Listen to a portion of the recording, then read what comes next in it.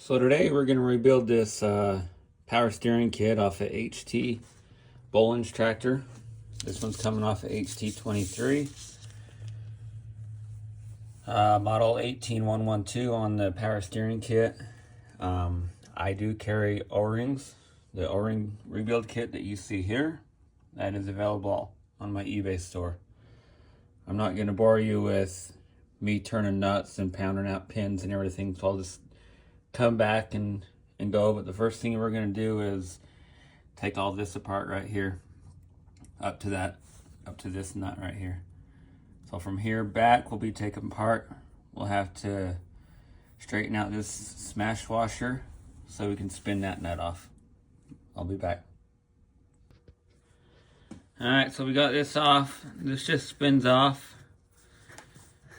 Then our next step is going to be to take this rubber boot off. And then this is going to be the hardest part of the whole job. This pin right here, we have to get that pin out. Remember, brass is your friend. It will mushroom before this pin. This one right here. Alright, so I've gotten this rubber boot off that was right here. This is the pin I'm talking about. And then we're also going to take this C-clip out that's right there. Be careful, there is a spring under there and it is under pressure. Like I said, this is going to be the hardest part of the whole job. So work on taking that C-clip out and that spring, and then that pin. And brass punch is your friend. If you don't have one, a 10mm socket will work, but you're probably going to end up mushrooming this end, and you're not going to have a hard time getting it out and or back in. Alright, we're back. The pin is out. After some colorful language, I ended up having to use a 10mm socket. But the spring's out, the pin's out, everything is right here. And where I had to use a 10mm socket, I will have to do a little bit of repairs on this, which isn't that big of a problem. But next step, we're gonna break it apart right here in the middle with some Allen hex screws. So I'll get that taken apart. When you do that, do be careful, because you will still have a washer down inside there that needs to come out. Alright, the 4 hex heads are out. Next step is going to be take this union out right here, because we're going to slide this whole thing off and we won't be able to get it off without. So that is your next step, to get this off and then break it apart. Alright, we're all broken apart. Rags are changed out, because this will be full of oil. So either have a container under you or some rags to catch the oil. The first part that we're going to work on is this half. And we need to get that snap ring out. And then this will allow it all to come apart. So that's your next step. Alright, snap ring's out. Came out from right there. Next thing we're going to do, we got to pin this or hit this out. And once again, brass is your friend. There's my punch. You're going to have a little ring. Oh, it's loose. This ring will come out right here. So you got to get that out. Don't lose it. And get that out. Alright, so here we are. We have our snap ring. We have this ring with some holes in it. We have this cap. There is an O-ring on there that will be replaced. And then we have this spool valve. It just got to come out. It just pulled right out. It's hard to do with one hand because there's some O-rings in this housing. But this one actually looks really good.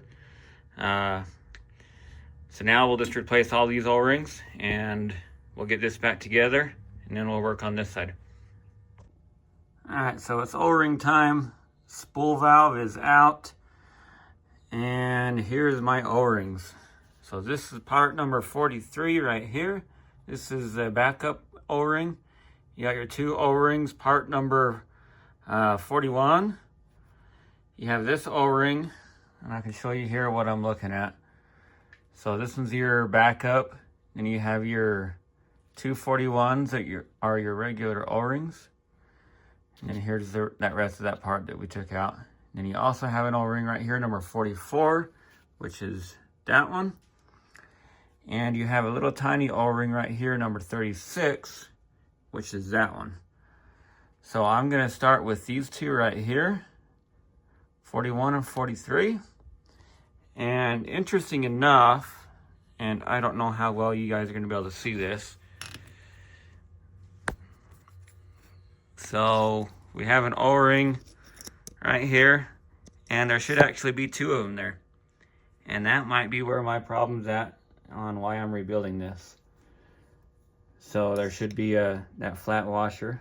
Oh, sorry. There should be a flat washer right in here, and I only have the one O-ring. So we'll get those out. This is also a pain. A little bit easier if you have smaller fingers or some way to get them in. But we're gonna work on replacing that one, which is gonna be this one and this one.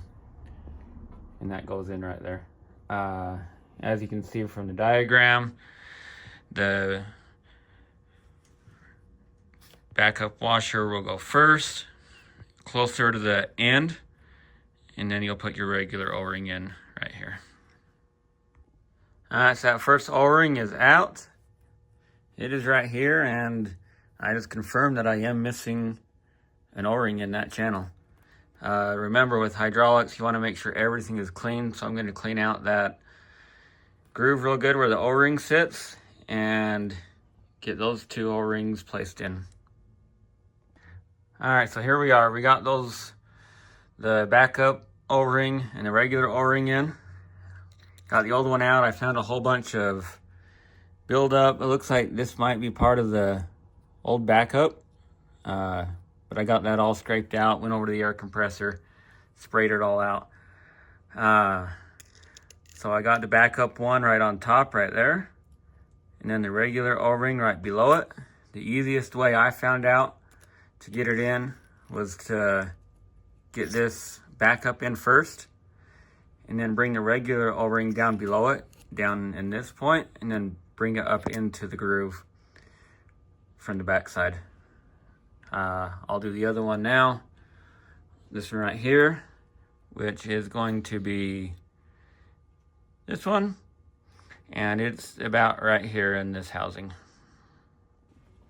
Alright, all the O-rings are replaced. I have that O-ring done. That O-ring right there is right here. So I'll just set that aside till I'm ready to set it together. This O-ring is right there. That one's done. And then the ones that we've seen before. So this half is all done. There's my pile of O-rings, my picks. Now I will work on taking this apart. So you can just push this through the housing, and there's going to be an O-ring right on the end of that plunger that we're going to replace, as it is the next step. Okay, I got the piston all pulled out of the housing. So we're going to be replacing this O-ring, which is this one. This O-ring right here goes on that cap that we pulled out earlier, so we're going to replace that one. This middle O-ring actually goes down inside this housing. You can see it down there a little bit, about a 1/2 inch. I unfortunately was unable to source this wiper O-ring, but on mine it's still pliable. I cleaned out this groove and everything, and the O-ring's still pliable, so I'm not worried. So we'll get those replaced. And then once again, when you pull this piston out, be careful, because this housing can be full of oil again. Alright, so there's the O-rings I just pulled out. The cap, the rod end, and then the one down inside here. Right there. And everything is replaced now, so now it's time to put everything back together. Alright, so I'm getting ready to put this spool valve in. It doesn't matter what side it goes in, this way or this way. Just make sure that your holes are somewhat lined up so it's easy to find it and get it lined up for when we put that sleeve back in. Okay? Alright, spool valve is in, and as you can see, it is lined up for the most part. I've got it in the vise. So now we're gonna put the cap, the ring, and the snap ring back in. Remember what order they go in. If you forget, you can come back to your diagram that would be included in the rebuild kit. All right, we are all back together, and here's my O-ring that I'm gonna need to put right there. And I will put the two halves back together now. And it obviously doesn't matter what way it goes because it can only go one way. So I'll get that all back together. Once again, make sure everything stays entirely clean. Wipe everything down before you put it all back together. You don't want little pieces of dust and dirt in your hydraulic system. All right, we're all back together. Got the bolts in. It's now time to put that shaft back in and that spring. Then once we get it all back, we can get it put back on the tractor and see if it works. All right, springs put in, and the retainer, the washer, all that. You're gonna need some way to get compression on this spring when you put that retainer on. I actually use a valve spring compressor, and I just take this and I get it down there. It barely fits, but it fits. Push it down, and then you'll be able to get that retainer on. Do be careful, there's a lot of pressure on that spring, and you don't want it to go flying, get in your eye, or lose it in your garage. Next step is going to be that bushing, getting it in there. The pin is in, the boot is back on. Now we got to put the end on this. Make sure we flatten this washer out so you can relock it back on. So I'll just get that back on and lock it. All right, we are all back together. I got the boot on, all the oil wiped off, and everything's back together and ready to go on the tractor. The only things I haven't done yet is tighten these rod ends. That way any adjustments that need to be made can be made once I get it back on the tractor. All right, I got everything installed on the tractor, got the power steering put back on, tested it out, and everything seems to work great. So thanks for watching. Have a great day.